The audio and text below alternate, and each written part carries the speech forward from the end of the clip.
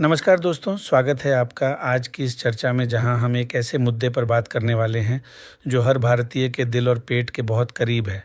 जी हां, आज हम बात करेंगे उस जंग की जो हम सब अपने शीशे के सामने और अपनी अलमारी के पुराने कैप्डो के साथ अक्सर करते हैं, यानी वज़न कम करना। अब जैसे ही वज़न कम करने का ख़्याल आता है, हमारे दिमाग में सबसे पहले उबली हुई बेस्वाद सब्जियां और बिना नमक का खाना आने लगता है। हमें लगता है कि अगर पतला होना है तो अपनी पसंदीदा भारतीय थाली को तो हमेशा के लिए टाटा बाय बाय बोलना ही होगा। लेकिन रुकिए, अगर मैं आपसे कहूँ कि यह सोच पूरी तरह गलत है तो?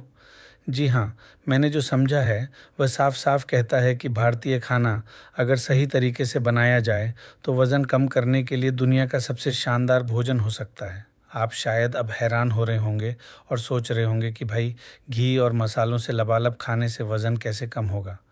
तो बस अगले कुछ मिनट मेरे साथ बने रहिए, सारी गुत्थी सुलझ जाएगी। सबसे पहले तो हमें ये समझना होगा कि दुनिया भर में भारतीय खाने की जो छवि बनी है वह असलियत से काफ़ी अलग है। जब भी हम बाहर रेस्टोरेंट में जाते हैं तो हम क्या ऑर्डर करते हैं? वही सब जिसमें मलाई तैर रही हो, मक्खन की भरमार हो और तेल इतना कि अलग से निकाला जा सके। अब जाहिर है, अगर आप रोज़ वह खाएंगे तो आपकी सेहत का ग्राफ तो नीचे जाएगा ही और वज़न का ग्राफ ऊपर। लेकिन असल भारतीय खाना वह नहीं है जो रेस्टोरेंट में मिलता है, बल्कि वह है जो हमारी माएँ घर पर बनाती हैं। घर का बना दाल, चावल, सब्ज़ी और रोटी। इसमें जो मसाले डलते हैं उनका जादू हम अक्सर भूल जाते हैं। हल्दी, जीरा, धनिया और सरसों ये सिर्फ स्वाद के लिए नहीं है। ये सब मिलकर आपके शरीर की मशीन को तेज़ करते हैं, यानी आपका मेटाबॉलिज्म बेहतर करते हैं। अब सच बताऊं तो मेरे साथ भी ऐसा हुआ है। मैंने भी सोचा था कि डाइटिंग का मतलब है सिर्फ सलाद खाना, लेकिन 2 दिन में ही मेरी हिम्मत जवाब दे गई। हमें वह चटपटा स्वाद चाहिए ही होता है और अच्छी बात यह है कि वह स्वाद हमारी सेहत का दुश्मन नहीं है। अब बात करते हैं उस चीज़ की जो भारतीय खाने की जान है, यानी दाल और फलियाँ। चाहे वह राजमा हो, छोले हों या पीली दाल। पश्चिमी देशों में लोग प्रोटीन के लिए परेशान रहते हैं और महंगे सप्लीमेंट लेते हैं, जबकि हमारे पास ये खजाना हमेशा से रसोई में मौजूद है। दाल और छोले में फाइबर और प्रोटीन कूट कूट कर भरा होता है। अब यहाँ ध्यान देना ज़रूरी है।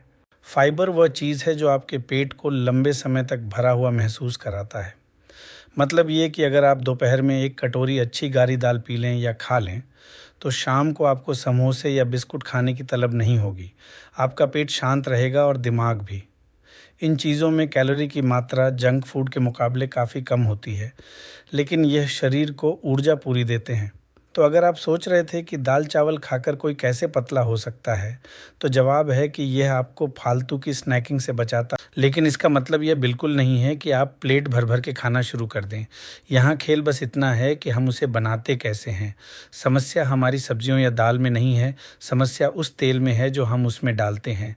हम भारतीयों को लगता है कि जब तक सब्जी के ऊपर तेल की परत ना दिखे तब तक वह पकी नहीं है। बस यही आदत बदलनी है।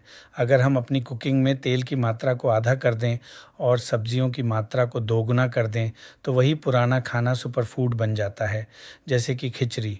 अब खिचड़ी का नाम सुनते ही हमें लगता है कि यह तो बीमारों का खाना है, लेकिन सच तो ये है कि यह दुनिया का सबसे बेहतरीन कंफर्ट फूड है।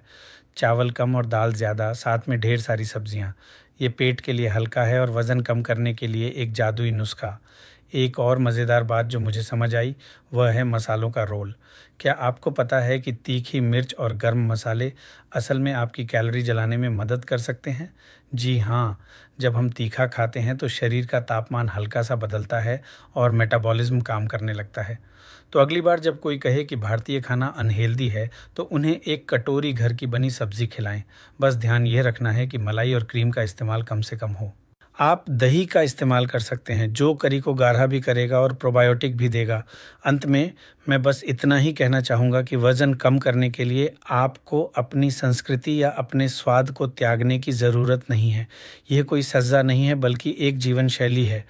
हम अक्सर विदेशी डाइट प्लान के पीछे भागते हैं, जबकि हमारी अपनी रसोई में सेहत के सारे राज छिपे हैं। बस ज़रूरत है तो होश में खाने की। तेल पर काबू रखें, चीनी से दूरी बनाएं और अपनी थाली में प्रोटीन और सब्जियों को ज़्यादा जगह दें। खाना वह खाएं जिससे आत्मा खुश हो जाए, लेकिन शरीर भारी ना हो। तो दोस्तों, आज से ही अपने घर के खाने को एक नए नज़रिए से देखना शुरू करें।